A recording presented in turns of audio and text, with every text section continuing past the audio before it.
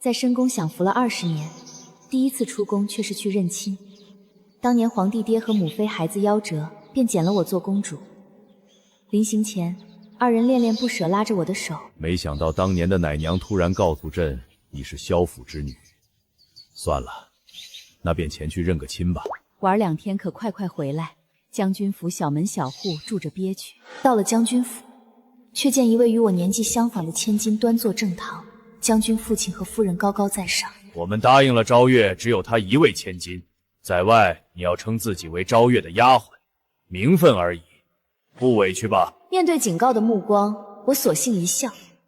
既然二老并不想认什么真千金，那我回去便是。将军爹爹冷哼一声：“胡闹！果然是小门小户养出来的，这点委屈受不了，心胸狭隘。”那位夫人倒是一脸慈祥。穷怕了的人，自然是想一朝变凤凰。我朝四周看了看，甚至怀疑二老是在跟别人说话。皇宫小吗？可光本公主种花的院子都比整个将军府大。至于承凤，除皇后与我外，本公主再找不出第二位凤。夫人眼眸轻挑。听说你是从宫里出来的，做些什么？我实话实说，种花，验毒。萧昭月泪眼婆娑。姐姐当丫鬟吃了这么多苦，都是我害的，是我抢了姐姐高贵的身份，怎么还配出现在爹娘面前？他猛地冲向一旁的柱子，可惜不巧，正好跌进夫人怀里。乖女儿，不许胡说。昭月放心，爹娘永远只有你一个女儿，任何人不会被抢走你高贵的身份。我挑挑眉，听着意有所指的话。小小五品将军的千金也跟高贵搭边。本公主爹疼娘爱，平日混的也都是1品的圈子，没这么想不开。父亲知道你想拿回身份，可昭月如同你的亲妹妹，你不能逼她走。说吧，你想要什么？我仔仔细细看了遍四周，没等我找出这破门烂户有什么好东西，一道严肃的声音响起：“真是好大的口气，张嘴就要这要那，吃相未免太难看。”我循声回头，只见一少年进门，样貌一般，穿的也穷酸，气质跟这将军府如出一辙。姐姐，你不要有非分之想，这是我的哥哥萧玉，以后也是你的哥哥了。萧昭月怯生生告诫，我沾了晦气一样收回眼神。原来这个像马夫的是人家的哥哥。父亲，名分的事放在百花大赛以后再说吧，我怕到时带他去会给萧家丢脸。好，百花大赛可是公主亲办，今年特地让咱们这些普通世家的子女也能观赛。父亲点头，一脸欣慰。你和昭月终于能一睹皇家风采了。萧昭月两眼放光，得意瞥了我一眼。不止如此，昭月，哥哥带你去看围猎，这次可是有那位1品大将军傅庭深。一听到这个名字，萧昭月脸上泛起2朵红晕。是那个在人群里多看了我好几眼的大将军？萧玉微扬下颌。当然，回来路上还是傅将军主动搭话，叫我带妹妹一同前去围猎。将军父亲好像更激动。当真？为父听说那1品大将军不久前向皇上请求赐婚，难不成就是我的乖女儿昭月？夫人连忙给女儿整了整裙裾，一副大喜临头的模样。我们昭月这么漂亮，自然得配这世间最好的男儿郎。萧昭月笑着攀上我的胳膊。姐姐，你肯定没见过傅将军吧？也是，卑贱的丫鬟哪有机会呢？妹妹带你见见世面。我正憋着笑，不由分说便被他拉走。罢了，正好去调戏傅庭深。他那军功跪了3天3夜，到底是求娶我，还是求娶我妹妹？刚到地方，我瞪大眼睛，还有这种围猎？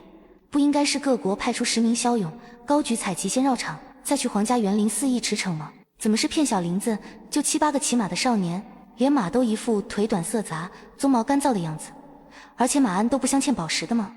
萧玉轻笑，没见过。我一脸惊讶的点点头，真没见过这么寒酸的。看来姐姐心思不纯，眼睛都盯死在傅家少爷身上了。某些人的穷酸劲儿已经渗进了骨子里，一会儿少说话，省得给萧家丢脸。我没搭理，视线定在那匹格外亮眼的血色宝马，这是傅庭深的马。萧昭月故作害怕，躲在萧玉身后。哥哥，你快看，傅将军为什么一直盯着我，眼神像要吃人呢？实则嘴角已经咧到了天上。我和萧玉齐齐转过头，便见傅庭深端坐马背，眼眸深情，一对视就脸红转过头，又时不时瞟一眼。那可是大将军，平日交好的都是太子殿下那种级别，想不到他闲来无事，竟然愿意跟我们围猎。萧玉喜出望外，男人最懂男人，哥哥保证，傅将军是害羞。我醍醐灌顶，他这副模样我从小看到大，原来是害羞啊。来得晚，围猎已经开始。萧昭月刚上马，诸位，叫我的姐姐也参加吧，她是丫鬟，还没骑过这么名贵的马呢，谁愿意跟她骑一匹？他大声询问，没人愿意。我与那些世家子弟互相打量，很好，一个都不认识，看来他们的爹都是3品以下。众人纷纷震惊侧目，傅庭深下意识就要抱我上马。我来。我姐姐干粗活的，粗俗又卑贱，怎么配跟大将军共骑？还是让她自己骑吧。萧昭月本想看我无人搭理出丑，没想到傅将军是个热心肠，连忙阻拦。说完还狠狠剜了我一眼。我刚上马，傅庭深就贴了过来。臣本想与公主驰骋野外，公主带她来做什么？蠢得我头疼。专门给你看的。我边笑边拉弓放箭，可惜马太慢，只擦伤了野兔。再欲拉弓，只听见一声尖叫。我的兔子！姐姐为什么要害死我的兔兔？属马狂奔的围猎场，萧昭月竟然下马朝兔子跑去。恰巧身后被萧玉撞了下，我的剑直接定在萧昭月脚下。姐姐不要杀我，我把姐姐的位子还给姐姐。我眉头一皱，好蠢！心里话直接被傅庭深说了出来。萧昭月瘫坐在地，萧玉直接拉弓对准了我。光天化日害人命，父亲不给你名分，你就拿昭月撒气，蛇蝎心肠。姐姐还故意把我的兔子射伤，这可是我从小养大的玩伴呀。他蹙眉咬唇，眼尾染红，看向傅庭深。眼见傅庭深气得咬牙。傅将军别怪我姐姐，她是个丫鬟不值当，我抢了姐姐身份，本就对姐姐不公。傅庭深脸更黑了。你过来。萧昭月喜出望外，扭捏凑到跟前。下一秒，傅庭深直截了当：离远了，月儿不好扇。我差点没憋住笑，哪知萧昭月将我的名字听成了月儿，一顿脸红欣喜。或许是为了在傅庭深面前维持端庄形象，他清清嗓：多谢傅将军，我姐姐虽善妒，但这回未必故意，昭月也不愿动手，算了吧。我暗自拍了拍傅庭深的手，示意算了，毕竟他还要去和哥哥帮我操持百花大赛，没闲工夫跟他们掰扯。傅庭深向来听话，只是临走前朝萧玉下死令：百花大赛我不想见到你那蠢妹妹，否则后果自负。等回到萧府，萧玉冷冷警告我：你也听到了，傅将军厌恶喜爱昭月，以后你再动歪心思，可是跟1品大将军夫人过不去。我哑然失笑，大开眼界。将军夫人喜气洋洋拿来几件衣裳：玉儿快来试试，见公主总要穿得英俊些。还有昭月，娘专门给你做的。话毕，他犹豫看了我一眼：娘不知道你的身段尺寸，再者听说穿惯粗麻布的人不爱穿丝绸的，所以就没做。没等我说什么，他便自顾给儿子整理起衣领。哼，萧玉轻蔑一笑：他又不见公主太子，哪用得着穿这么好的料子？那位公主可是皇上的心尖宠，你可要好好亮相，将她迷得神魂颠倒。昭月呢，不要再对傅将军好声细语的，毕竟还有太子呢，万一都对你钟情，昭月可得好好选。萧玉神情羞涩，微微勾唇：我早听闻公主貌美，却迟迟不嫁人，说不定是在等。萧昭月一脸惊喜：太子殿下也有可能喜欢我吗？萧玉宠溺摸摸他的头：太子也未婚配，你又不是什么粗俗丫鬟，怎么没可能？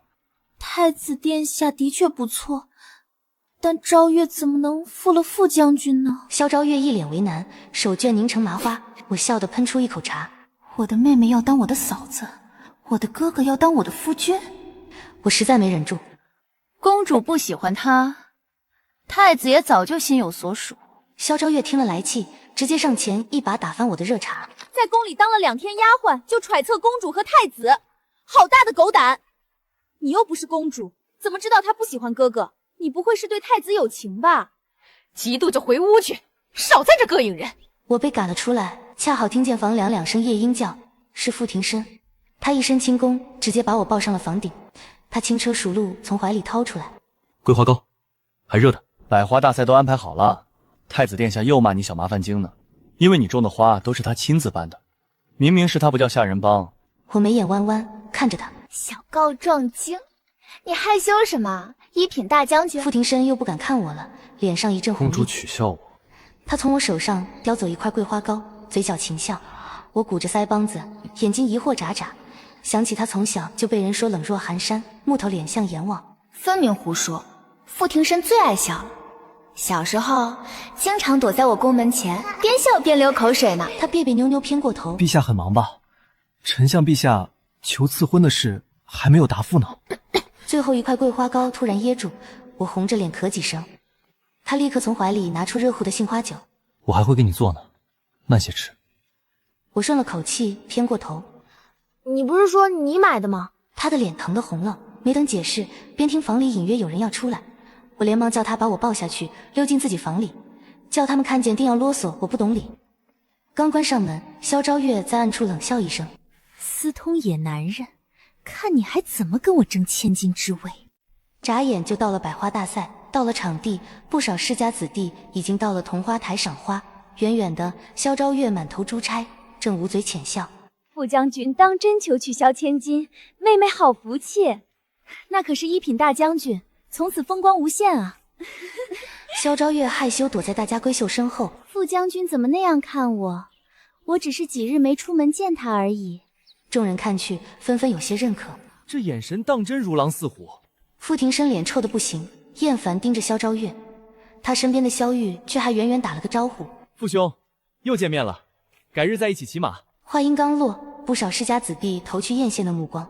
虽然他们比萧家有名望不少，却也没人配合傅庭深骑马。那日围猎的事早已听说，难不成这萧玉真的和大将军有交情？不少人围到萧玉面前寒暄交涉。傅庭深心情更差了，我悄悄走到他身边：带桂花糕了吗？堂堂大将军便脸像翻书，薄唇微扬。没忘呢。哪知我刚要接过，整个人直接被萧昭月拽到一边，桂花糕散落一地。不少人纷纷倒吸一口凉气。父郎，我姐姐是自己偷偷跑来的，昭月不是故意叫她碍您的眼，您别怪昭月。她急得眼珠乱转，打量着我，一身绫罗绸缎，不像丫鬟。我姐姐知道您钟情我，故意打扮的花枝招展勾引您。父郎，您放过她吧，她是个丫鬟，最近刚被认回来，想把我赶走。昭月已经习惯了被欺负。萧昭月边说边擦泪，惹人怜爱。不少人吓出冷汗，好心提醒萧玉：你快管管你妹妹，那位可不是好惹的。萧玉自信勾唇：她个丫鬟才不配当我妹妹，就是要她好好出丑，看她还怎么耍心机针对昭月。傅庭深拳头捏得吱吱作响。公主的宴会，臣不想扰了兴致。来人！没等侍卫来，太子哥哥就匆匆出现。看着我爱吃的糕点被踩坏，他冷下脸将我护在身后。哥哥出来便乌泱泱跪倒一大片。萧昭月一下子春心萌动，气冲冲看向太子搂着我肩膀的手。太子殿下不要被我姐姐迷惑了，她在宫里一定学了些狐妹子手段。昭月正叫她不要勾引傅将军呢。他说着就要把我扯到前面，连行礼都忘了。萧昭月上手就要教训我。大胆！傅庭深一把甩开了他，萧昭月蹙得发疯。姐姐不但抢我的千金之位，还私通野男人，难道不该被教训吗？全场哗然，太子脸色阴沉，不怒自威。底下人忍不住劝萧玉：你妹妹疯了吗？五品千金的位子有什么好抢？萧玉却一脸赏识：对丫鬟来说，可是一步登天。周围人纷纷发出嗤笑：疯子！堂堂公主用得着登天？她爹就是天！萧玉脸色骤变：你胡说什么？她就是个丫鬟，怎么跟公主殿下比？他没好气瞪着那人。世家子弟个个都是有傲气在的，自然不甘示弱。是啊，小小五品将军家的贱民，自然是没见过公主芳颜。只是可笑，连公主名讳都没听过吗？几声嘲笑钻进他的耳朵。萧玉手有些抖，跪在地上沉默半晌。公主名讳宋佩渊，普天之下谁人不知？渊儿，不是月儿。想起那日围猎，傅庭生给自己妹妹撑腰，还下令不准妹妹出现在百花大赛。难道？萧玉只觉得投来的视线越来越沉重，重得他不敢抬头。他忽然想到，自从这个丫鬟妹妹来到将军府，根本没人在意她叫什么，向来都是喊那个丫鬟。月儿亲眼看见这低贱的姐姐私通，奇耻大辱。按照萧府家训，掌嘴都算轻的。桐花台无人敢大喘气。闻言，萧玉猛地抬起了头，只见傅庭生与太子殿下眼中浓浓的杀意。这样护着我，我怎么可能只是个丫鬟？太子哥哥很少动怒，陛下与母后从小教导储君要亲民和善，但也教过哥哥就是要护着妹妹，公主是受不得一点委屈的。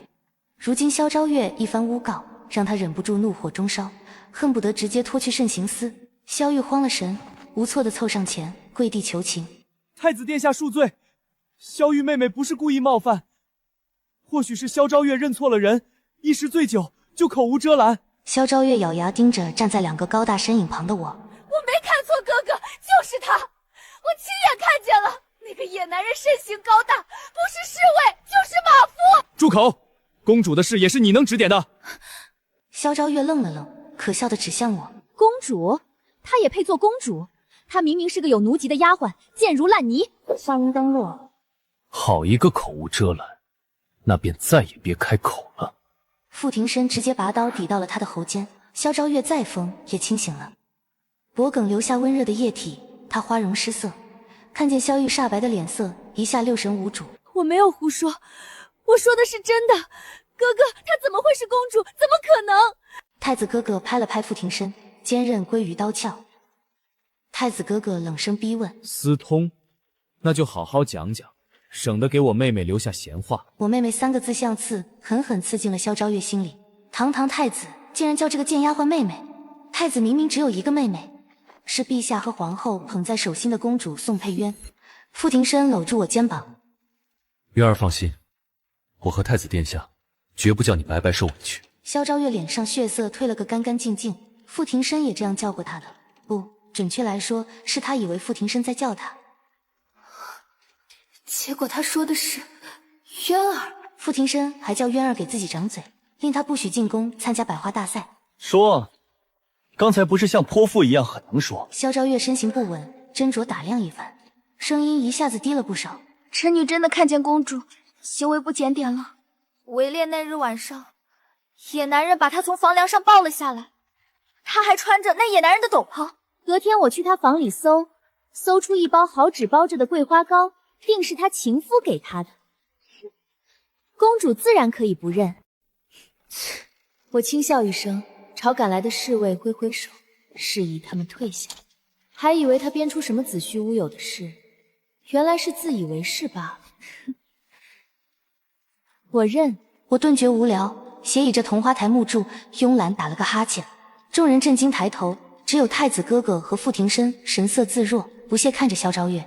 太子哥哥冷哼一声：“那晚是本王命傅将军给公主捎话，交代百花大赛的事。你说的野男人便是傅将军。”此话一出，众人议论纷纷，全是嘲笑。这萧府果真小家子没见识，连傅将军都没认出来。就是啊，咱们都知道傅将军一直求娶公主，那萧昭月方才还炫耀自己对傅将军的意想呢，恬不知耻。那还用说，傅将军肯定觉得好生晦气。萧昭月扑通一声跪了下来，他终于想起来了，为何那野男人的身影如此熟悉？原来是傅庭生。那傅庭生明明对他暗送秋波，难不成是对站在他身后的公主？萧昭月畏畏缩缩抬头看我，被太子的眼神吓得匍匐在地。萧玉看着萧昭月欺软怕硬的样子，顿觉羞愧，眼神扫过我，高贵绰约，更觉得萧昭月丢脸。可当初他明明说怕我丢脸来着。我无语扶额，傅庭生见我不悦，直接一脚踹倒了萧玉。本将军向陛下请求赐婚已经被允准，我是公主未来夫君，送吃食衣裳有何不可？萧公子，你可记得本将军对你下的死令？萧玉猛地抬头，顿时晴天霹雳。不要，将军饶命！萧玉起码懂些一人犯错全家陪葬的道理，跪地朝我连连请罪。是萧昭月有眼不识泰山，蛮横无理。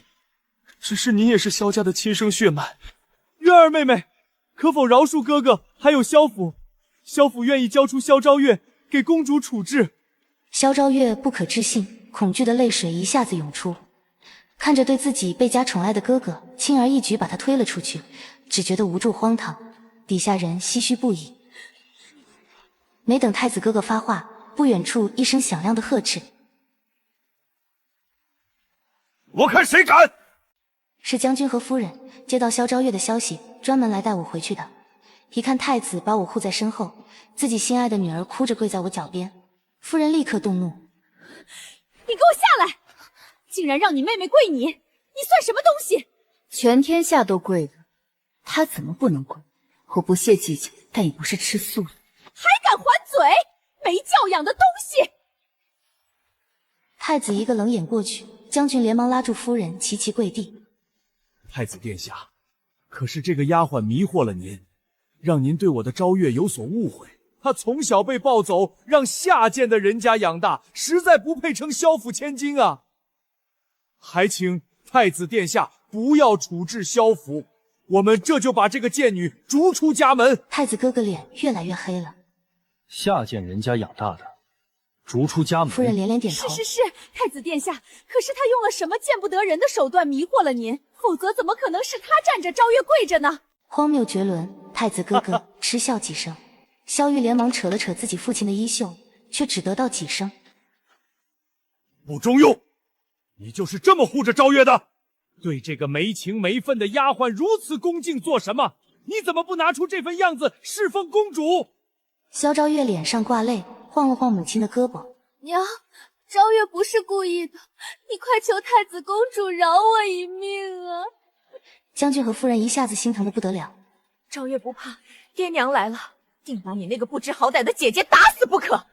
没等萧昭月开口，敢问太子殿下，可否让萧府自行处置这个丫鬟？萧府家法定不会手软。将军父亲朝太子哥哥请求，哥哥神情冷漠：“你打算如何处置？”鞭刑30道，20大板。若还是不认错，太子殿下大可领去慎刑司，死活萧府绝不过问。好。哥哥满意点点头。萧玉和萧昭月震惊的抬头，忽然反应过什么。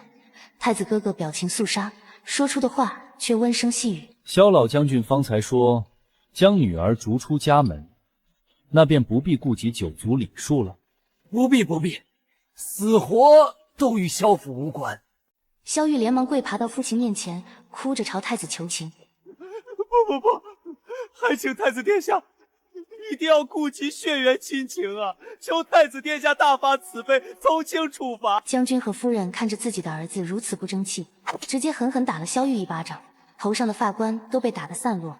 萧玉狼狈披发，却还是不停求情：“萧府轮不到我这混账儿子说了算，他与萧府一刀两断。”萧昭月也反应过来：“不要父亲，一定要顾及九族情分啊，不然我可怎么办？”夫人看着不争气的女儿：“昭月，你在做什么？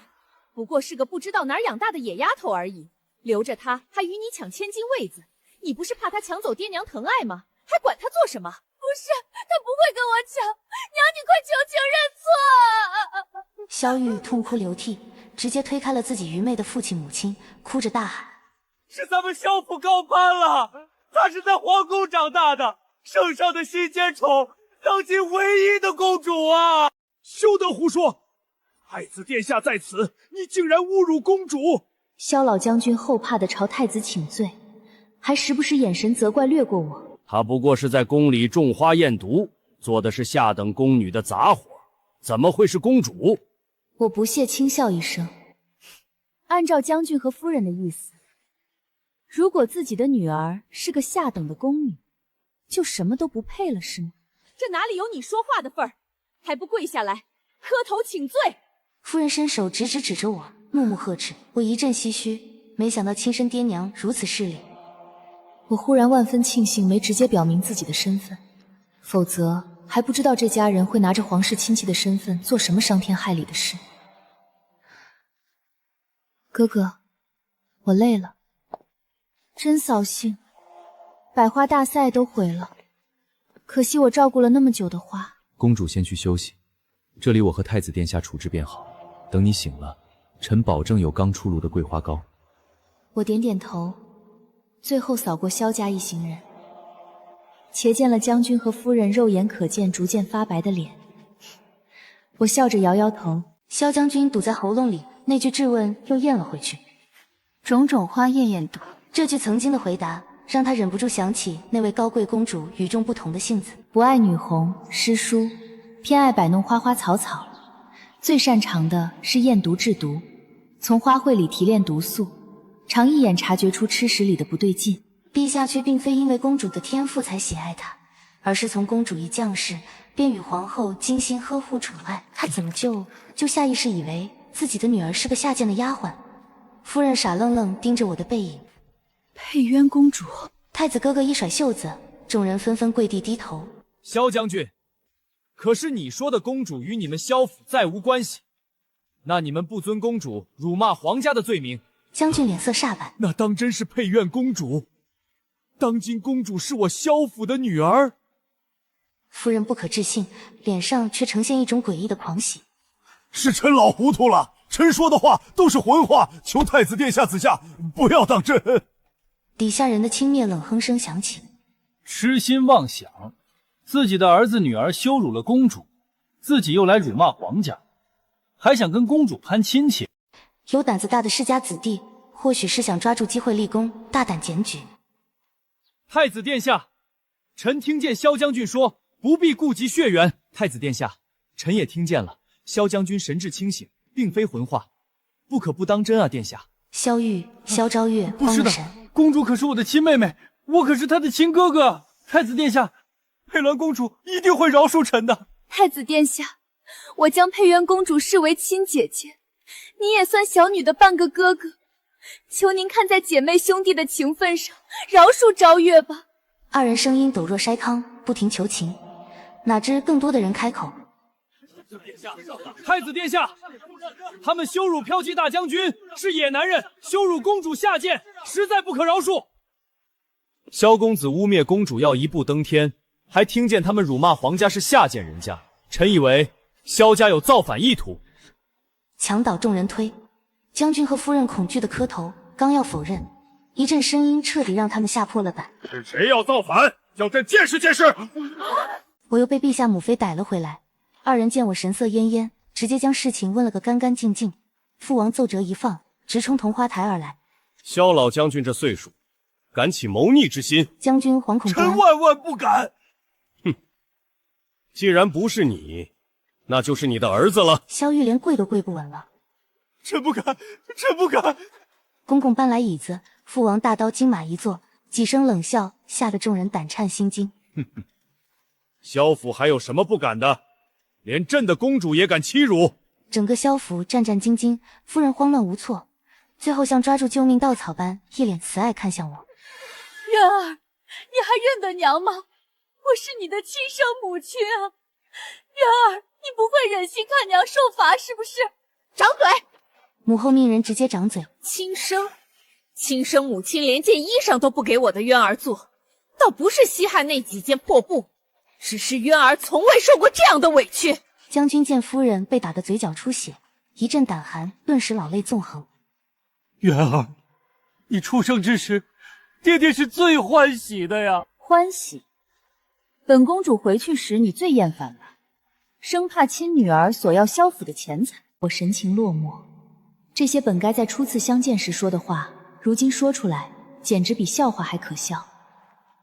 将军眼见求我无果，斗着胆子跟父王求情。陛下，公主是我们萧府的女儿啊，求陛下念在萧府生育了公主的份上，不计前嫌，两家重修和睦。萧昭月讨好的跪倒我身边，抓着我的裙边哭诉：是啊，陛下，姐姐乃一国公主，海纳百川，一定不会计较这些的，对吧，姐姐？姐姐，我虽与你没有血缘关系，但我是萧府养女，跟你是一样的父母啊，你可不可以让陛下饶过我？我还做你的好妹妹，我进宫与你做姐妹可好？我目瞪口呆，萧昭月生死未定，却已经想好了进宫如何享福，随随便便就想跟雨公主做姐妹。萧玉则是跪倒太子脚下。太子殿下，我拿渊儿当亲妹妹看待，从此渊儿就有2个哥哥了。我定好好跟太子殿下学习。臣发誓，以后配元公主比我的命还重要。求太子殿下看在我们半个兄弟的份上，不要计较弟弟的过失。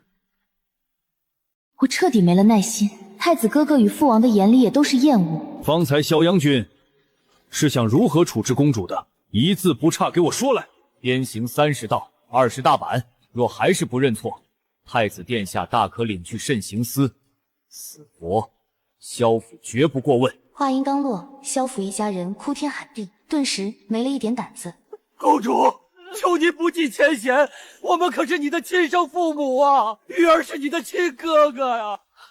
只有萧昭月，一开始就是他针对您，萧府愿意将他交出去，绝不阻拦。此等大罪，将军和夫人自知恐怕要灭门之祸，连忙将萧昭月推了出来。我清楚他们在想什么，无非是有当公主的亲女儿，那养女有无便无可厚邀。只是萧昭月仗着萧府低看平民百姓，如今却被亲手抛弃，曾经的底气此刻全化成了逼死他的利剑。你们，我20余年可曾愧对过你们一分？他两眼猩红，猛地拔出簪子。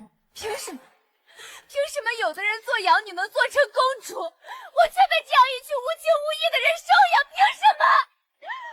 我睁大眼睛，温热的液体从眼前飞溅。萧昭月一脸嫉妒，猛地刺向我的脖颈，只是尖锐的簪子扎破了傅庭深的手心，没伤及我分毫。萧玉见状，直接将萧昭月推倒在地，狠狠打出一巴掌。竟敢行凶公主，该死！父王母妃脸色阴沉如云，将我护在身后。太子哥哥仔细查看我的全身，没发现一滴血，才松下一口气。父王，儿臣来处理，绝不叫妹妹白白受委屈。妹妹，你没有受伤吧？哥哥已经把她打得不敢还手。妹妹，你救兄长一命好不好？萧玉谄媚地拦在我脚边邀功。我没理会，径直跟着父母离开。我们是亲兄妹啊，求妹妹念及情分啊！萧玉崩溃哭喊。将军已经说过了，萧府与公主一刀两断，何来情？太子殿下烦躁地按按耳朵。污蔑渊儿的时候，怎么没曾想过会有今天？将军和夫人视而不见，也是想让我忍受不下去，自己离开吧。傅庭深拿白布缠着手掌，厌恶地盯着品行卑劣的4人。你们以为欺辱公主才沦落到今天？别忘了，还有你们那一口一句低贱丫鬟，当今圣上最厌恶豪强欺压百姓之事。小小五品，就不拿百姓当人了是吗？就算今日你们欺辱的不是公主，真是个小丫鬟，皇家也不会将你们轻易放过。 4人突遭雷击，崩溃痛哭，所有借口全成了无用之词，嘴里只剩下一句又一句。再也不敢饶命了。那日的百花大赛还是可惜了。事情结束后，目睹全城的世家子弟将事情弘扬出去，萧府上下成了笑话，全国也再无世家敢欺软怕硬，一律一视同仁。而萧府上下全部发配到朔北当了采石工，曾经的低贱。 现在全用到了他们自己身上。听闻萧昭月被萧玉记恨，常常被殴打教训。萧昭月不甘心，在朔北与萧玉同归于尽。将军和夫人成了失心疯，从此再无音讯。而千里之外的皇城，3年后，我与傅庭深大婚，举国欢庆。我依旧是宋城最受宠的公主，只是世上。 又多了一位名正言顺爱我的人。我与傅庭深大婚的消息以最快的速度传遍大江南北。父皇下旨，大婚礼仪比照太子，举国同庆3日，免天下赋税1年。消息一出，皇城内外欢声雷动，百姓们自发走上街头，洒扫街道，张灯结彩，只为一睹公主与大将军的盛世婚典。皇后母妃更是亲自主持我的嫁妆事宜，从南海珍珠到西域美玉，从江南绸缎到蜀中锦缎，嫁妆排满了3条长街，一眼望不到头。渊儿，你是母后唯一的女儿，这大婚必须办得风风光光，让全天下都知道我宋佩渊的女儿是最尊贵的公主。母妃拉着我的手，眼眶微红，20年来的宠爱全在这一句叮嘱里。我靠在母妃肩头，心中满是暖意。从前在深宫种花艳毒，以为日子不过如此，直到遇见傅庭深，才知世间情爱竟能这般甜入骨髓。傅庭深则整日泡在军营与礼部之间，一边操办大婚仪仗，一边加固京城防务，生怕大婚期间出任何差错。他素来冷硬的眉眼，如今总带着温柔笑意，每次见我都要红着脸递上一块刚出炉的桂花糕，和当年在萧府屋顶上一模一样。渊儿，大婚之后，我便向陛下请旨，常驻京城，日日陪你种花验毒，再也不离开你半步。他握着我的手，掌心的温度滚烫，带着征战沙场的宝剑，却温柔的能揉碎人心。我笑着点头，指尖划过他掌心那日为我挡簪子留下的浅疤，心中满是安稳。可谁也没料到，这场万众瞩目的大婚竟暗藏杀机。朔北旧部竟借着大婚盛典潜入了京城。当年萧府被发配朔北后，当地不少被萧家欺压过的百姓拍手称快。可萧家早年在朔北征战时，曾收拢过一批亡命之徒，这些人对萧家于忠，得知萧府满门覆灭，便怀恨在心，一心想找皇家报仇。他们知道公主大婚是京城防备最松懈的时候，也是刺杀公主、动摇国本的最好时机。而这一切，最先察觉的是我养在宫中的信鸽。我自幼爱养奇花异草，也养了一群通人性的信鸽。这些鸽子经过我的驯养，能察觉异常气息，传递隐秘消息。大婚前3日，一只信鸽突然飞回宫中，不停用翅膀拍打我的窗台，嘴里叼着一根染血的朔北狼王。我心头一紧，朔北狼毫是朔北叛军的标志性信物。我立刻拿着狼毫去找傅庭深，他正在校场检阅大婚仪仗，见我神色凝重，当即并退左右。渊儿，怎么了？他握住我的手腕，感受到我指尖的冰凉，眉头瞬间蹙起。朔北有异动，这是叛军的狼皇，萧府旧部怕是要借大婚作乱。傅庭深的脸色瞬间沉了下来，周身的气压骤降，那是征战沙场多年的杀伐之气。这群杂碎，当年没斩草除根，竟留到今日。他咬牙。渊儿，你放心，大婚之事绝不能出任何差错。我即刻调遣暗卫，封锁京城4门，严查所有外来人员。我拉住他，不可打草惊蛇。大婚在即，若全城戒严，必会引起百姓恐慌，坏了父皇的心意。我们只需暗中布防，引蛇出洞即可。傅庭深看着我眼底的从容，心中满是心疼与骄傲。他的公主早已不是当年只会在深宫种花的小姑娘，遇事冷静果断，有母仪天下的气度。好，都听你的。他低头在我额头印下一个亲吻。我会让暗卫潜伏在大婚沿途，保护你的安全。谁敢伤你一根头发，我定让他碎尸万段。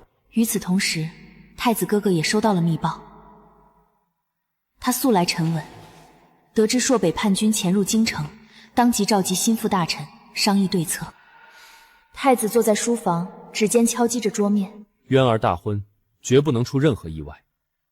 傅庭深负责明处防卫，我负责暗中追查，务必在大婚当日将叛军一网打尽。大婚当日，天朗庆清，惠风和荡。我身着大红龙凤嫁衣，头戴9凤朝阳珠冠，裙摆绣着百子千孙图，每一针每一线都是宫中最好的绣娘耗时3月绣成。铜镜里的女子眉眼弯弯，明艳动人，再也没有半分当年在萧府被轻视的委屈，只有公主的尊贵与从容。母妃亲自为我梳头，口中念着吉祥话：一梳梳到尾，2梳白发齐眉，3梳子孙满堂。渊儿，今日你出嫁，父皇心里既欢喜又不舍。父皇站在一旁，眼眶泛红。记住，无论何时，皇宫都是你的后盾。傅庭深若敢欺负你，父皇替你做主。父皇、母妃，渊儿会常回来看你们的。我屈膝行礼，泪水忍不住滑落。吉时已到，喜娘搀扶着我走出寝宫。傅庭深一身大红喜服，骑在血色宝马之上，身姿挺拔，眉眼含情，在万千百姓的欢呼声中翻身下马，亲自将我扶上喜轿。他在轿边轻声说：“渊儿，别怕，有我在。”喜轿起行，仪仗浩浩荡荡，从皇宫通往大将军府。沿途百姓夹道欢呼，鲜花铺路，锣鼓喧天，热闹非凡。我坐在轿中，指尖轻抚轿帘，嘴角带着笑意，可心中却始终绷着一根弦。暗卫的信号一直未传，说明叛军还未现身。他们在等最松懈的时刻。行至朱雀大街，这里是整条路线最繁华、人流量最大的地方，也是最容易出事的地方。突然，一阵尖锐的哨声划破天际，紧接着数十名蒙面黑衣人从两侧酒楼飞身而下，手持利刃直扑喜轿，保护公主。暗卫们瞬间现身，与黑衣人厮杀在一起，刀光剑影，鲜血四溅，百姓们吓得四散奔逃，现场一片混乱。轿夫们吓得腿软，险些将喜轿摔在地上。我稳坐轿内，毫无惧惧。自幼跟着傅庭深学过防身之术，又精通毒术，这些叛军还伤不着我。渊儿，傅庭深翻身下马，一剑斩杀一名黑衣人，快步冲到喜轿边，掀开轿帘，看到我安然无恙，才松了一口气。你待在轿中，不要出来，我即刻解决他们。不必。我掀开轿帘，缓步走出，大红嫁衣在刀光中愈发明艳。这群人是冲我来的，我亲自会会他们。我抬手从袖中甩出一把淬了迷药的银针，这是我用奇花提炼的麻药，见血封喉，却不致命，只为制服敌人。银针飞出，瞬间放倒3名黑衣人，他们应声倒地，浑身抽搐，失去反抗能力。为首的黑衣人见状，目眦欲裂。宋佩渊，害我萧府满门，今日我便取你狗命，为萧大人报仇。原来这为首的正是当年萧将军的贴身护卫萧虎。我冷笑一声，萧府落得那般下场，是他们自己咎由自取，势利眼浅，欺软怕硬，辱骂皇家，欺压百姓，与我何干？休要狡辩！萧虎挥刀砍来，刀锋凌厉，带着必死的决心。傅庭深立刻挡在我身前，长剑出鞘，与萧虎缠斗在一起。傅庭深乃当朝一品大将军，武功盖世，不过数招便将萧虎的刀打落，一脚将他踹倒在地。敢伤公主，凌迟处死！傅庭深的声音冰冷，没有一丝温度。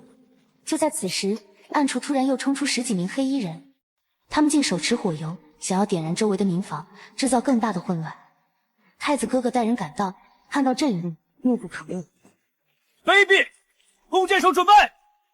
剑雨齐发，黑衣人纷纷中箭倒地，火油瓶摔在地上，并没燃起来。不到1炷香的时间，所有叛军全部被制服，或死或擒。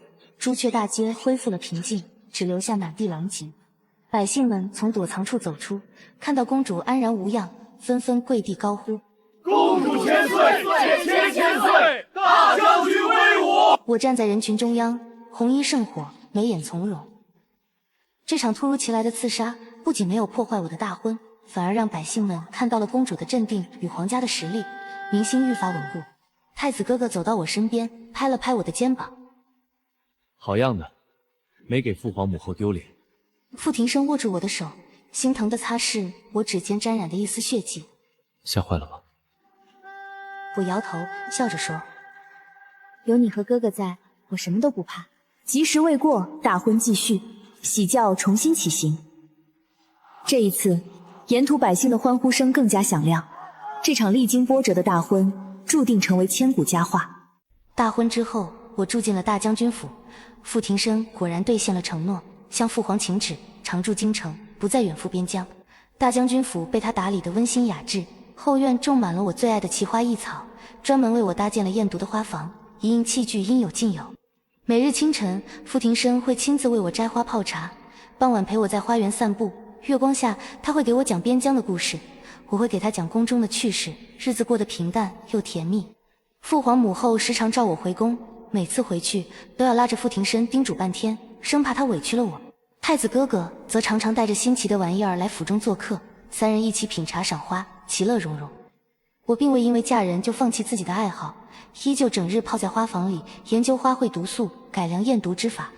此前宫中验毒之法繁琐，且只能验出常见的毒药，对于西域传来的奇毒往往束手无策。我结合中原草药与西域毒草，研制出了一套简易又精准的验毒之法，还制作出了一种随身携带的验毒玉佩，只需接触毒物，玉佩便会变色，极为方便。这件事很快传到了父皇耳中。一日，父皇召我入宫，神色凝重。渊儿，你研制的验毒之法，当真能验出西域奇毒？父皇坐在龙椅上，手中拿着一份密报，回父皇：儿臣研制的玉佩，可验出天下90%毒物，包括西域的断环散、千偷毒等。太好了！父皇一拍龙案：近日西域使者前来进贡，暗中送来不少奇珍异宝，可朕总觉得他们心怀不轨，怕是在贡品中动了手脚。宫中太医都验不出来，你且去看看。我立刻随父皇前往贡品库房，库房中摆满了西域送来的金银珠宝、香料药材，琳琅满目。我拿出随身携带的验毒玉佩，逐一触碰贡品。当玉佩碰到一盒西域香料时，瞬间变成了黑色。我沉声说道：父皇，这香料有毒，是西域特有的醉魂香，长期闻之会让人神志不清，记忆力衰退，久而久之便会形同废人。父皇脸色大变，立刻下令将西域使者软禁，严查此事。经调查，西域果然心怀不轨，想要用醉魂香毒害父皇，动摇大宋朝纲。此事一出，满朝文武震惊，纷纷称赞公主聪慧过人，毒术盖世。父皇下旨封我为明惠公主，赐黄金10000两，锦缎1000匹，并下令将我研制的验毒之法推广至全国。各州府县衙全部配备验毒玉佩，防止毒物害人。我的名字不仅以公主的尊贵传遍天下，更以绝世毒术被百姓们奉为毒仙公主。不少名门闺秀、太医弟子纷纷想要拜我为师，学习验毒之术。我挑选了几名心性纯良、天资聪颖的女子，收入门下，在大将军府开设学堂，传授他们验毒种花之术，希望能将这门技艺传承下去，造福百姓。傅庭深对此全力支持，不仅为学堂添置器具，还亲自担任护卫，保护我和弟子们的安全。我的渊儿真是越来越厉害了。他看着我在学堂中耐心教导弟子的模样，眼中满是宠溺。既能母仪天下，又能造福百姓，是我傅庭深三生有幸。我笑着靠在他怀里，还不是你宠的，让我能安心做自己喜欢的事。日子一天天过去，我在朝堂与民间的声望越来越高。可树大招风，西域与朝中的奸佞之臣又开始蠢蠢欲动。西域因醉魂香之事与大宋朝交恶，表面上遣使请罪，暗地里却联合朝中的奸佞之臣，想要颠覆皇权。而朝中的奸佞之首便是丞相张从善。张从善为官多年，结党营私，贪污受贿，早已与西域勾结，想要扶持傀儡太子，掌控朝政。此前他一直不敢轻举妄动，如今见我深得民心，傅庭深手握重兵，太子仁厚，父皇康健，便知道再不动作便再无机会。他暗中联络西域，约定里应外合，趁父皇南巡之时发动政变，废掉太子，拥立年幼的皇子登基。而他的第一步便是除掉我与傅庭深。张从善知道傅庭深手握兵权，难以撼动，便将目标对准了我，想要用毒术陷害我，败坏我的名声。他派人暗中收买了我门下的一名弟子，这名弟子心术不正，贪图富贵，答应为张从善做事。一日，我在花房研制新的解毒丹，这名弟子趁我不备，将西域带来的剧毒石骨散混入了我炼制的丹药之中。随后，张从善便在朝堂之上向父皇上奏，污蔑我利用毒术私制毒药，想要毒害太子，谋夺皇位。他还让人将那盒混入石骨散的丹药送到父皇面前，当众验毒，丹药果然剧毒无比。陛下，公主殿下沉迷毒术，心怀不轨，如今竟私制剧毒，想要谋害太子，此乃大逆不道，恳请陛下严惩公主，以正朝纲。张从善跪在地上，声泪俱下，一副忠君爱国的模样。朝中依附张从善的大臣纷纷附和，要求严惩我。太子哥哥立刻站出来，厉声反驳：张丞相一派胡言！渊儿心地善良，研制毒术，只为造福百姓，怎么可能谋害本宫？此事定是有人陷害。傅庭深也手持长剑闯入大殿。陛下，臣愿以性命担保，公主绝无谋逆之心。此事是张从善与西域勾结，陷害公主。可张从善早有准备，拿出那名被收买的弟子的证词，一口咬定是我指使。父皇看着眼前的证据，又看着满朝文武的议论，陷入了沉思。我缓步走入大殿，一身素衣，眉眼从容，没有丝毫慌乱。陛下，臣有话要说。渊儿，你……父皇看着我，眼中满是心疼。我走到大殿中央，看向张从善。张丞相，你说我私制毒药，谋害太子，可有证据？这盒丹药便是证据，还有你弟子的证词，铁证如山。张从善得意洋洋。这丹药确实是我炼制的，可这剧毒并非我所强，而是有人暗中陷害。我研发的丹药每一颗都有特殊的印记，你手中这颗印记被人篡改，而我的弟子早已被你收买，所言皆是假话。说完，我抬手甩出一根银针，直射那名被收买的弟子。银针刺入弟子的穴位，那弟子瞬间浑身抽搐，口不能言。片刻后，竟开始胡言乱语，将张从善收买他、陷害公主的事情一五一十全部说了出来。这是我研制的土真针，能让人说出实话，无法隐瞒。满朝文武哗然，看向张从善的眼神充满了鄙夷。张从善脸色惨白，瘫倒在地。不是的，陛下，这是公主用妖术控制了他，是假的。我挑眉。妖术？张丞相，你与西域勾结，意图谋反，私通敌敌，毒害陛下，桩桩件件都有证据。傅庭深立刻上前，拿出早已收集好的张从善与西域往来的密信，呈给父皇。密信之上清清楚楚写着政变的计划，还有西域许诺给张从善的好处，证据确凿，无可辩驳。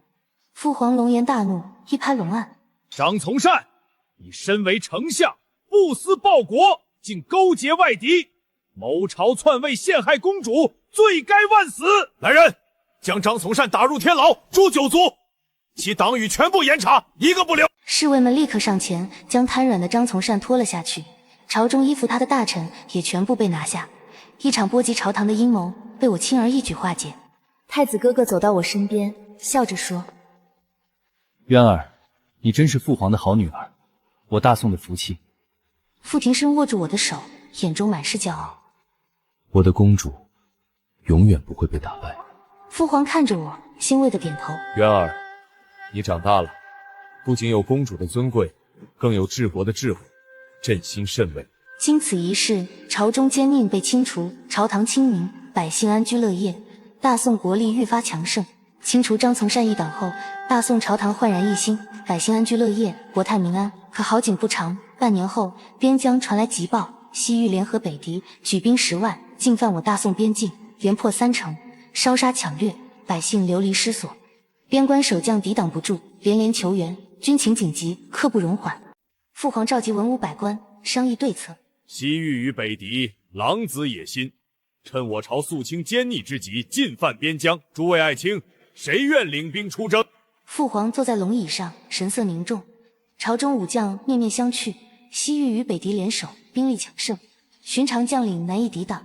傅庭深挺身而出，一身铠甲，身姿挺拔。臣愿往，臣愿领5万精兵，奔赴边疆，击退敌军，保卫大宋疆土。太子哥哥立刻附和：臣附议。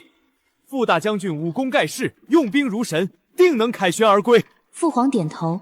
好，朕命傅庭深为征西大元帅，领5万精兵，即刻出征。退朝之后，傅庭深回到府中，看着我，眼中满是不舍。他握住我的手，声音低沉：渊儿，我又要离开你了。此次出征，不知何时归来。你在京城，一定要照顾好自己。我心中虽有不舍，却深知家国大义。庭深，你放心前去，保家卫国是你的责任，也是我的骄傲。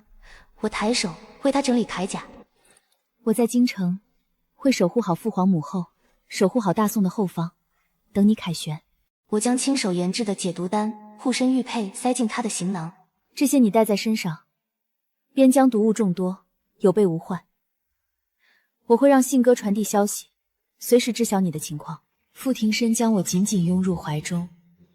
等我回来，再也不离开你半步。大将军威武！第二日，傅庭深领兵出征，京城百姓夹道相送。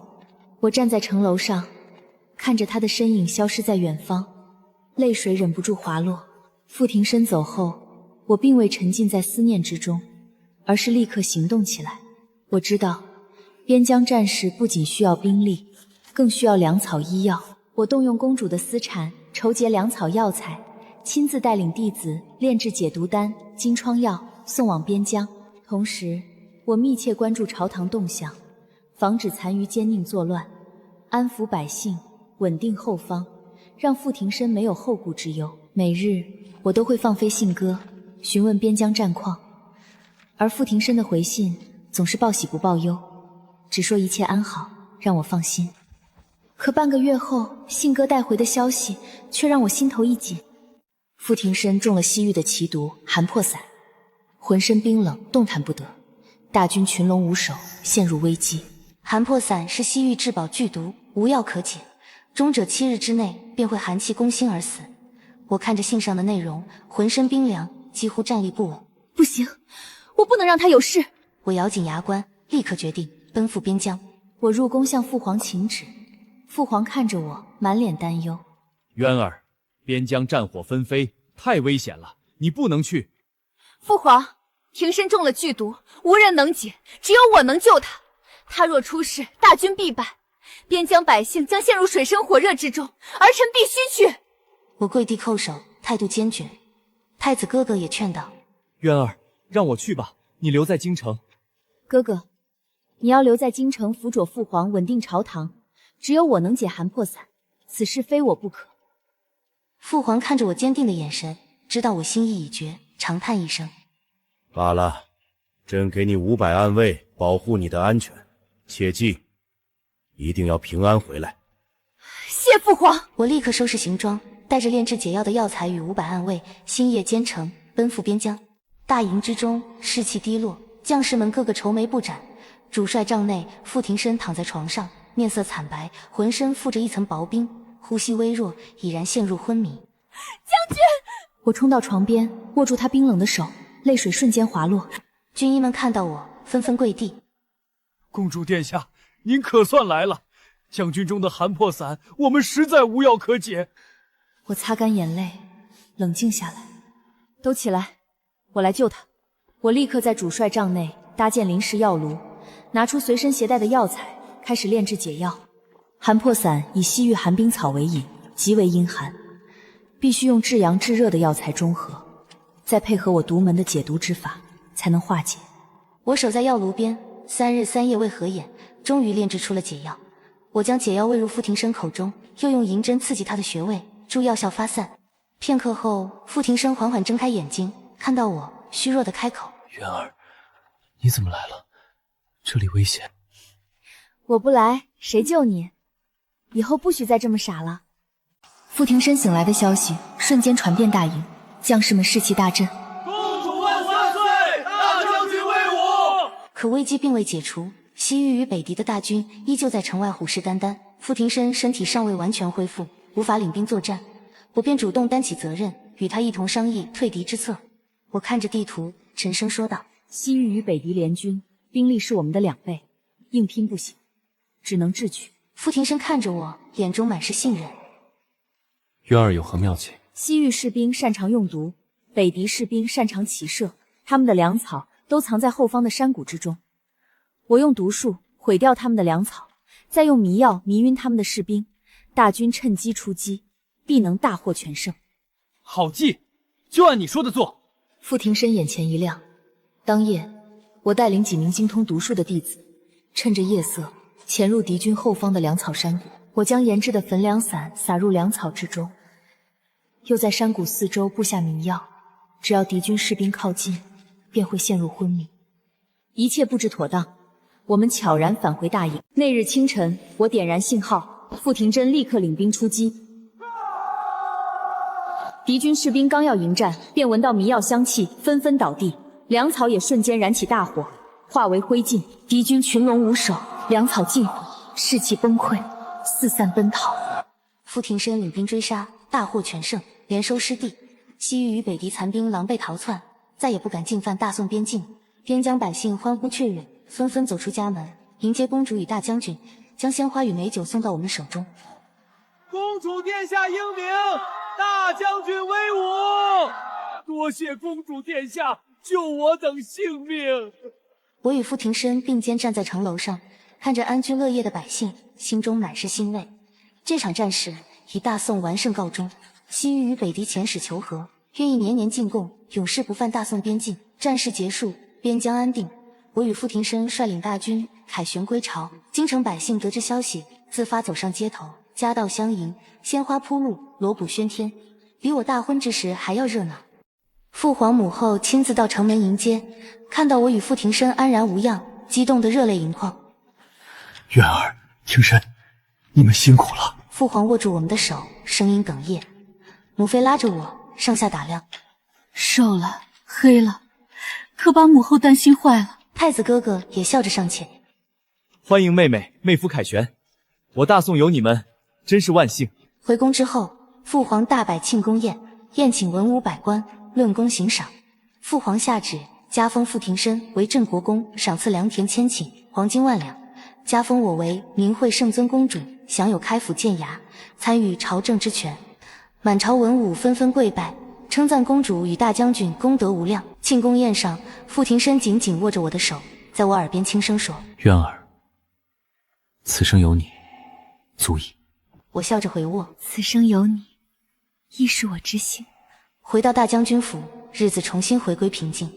傅庭深依旧每日陪我种花验毒，我则继续传授弟子验毒之术，造福百姓。太子哥哥勤勉理政，深得民心；父皇母后身体康健，安享天伦之乐。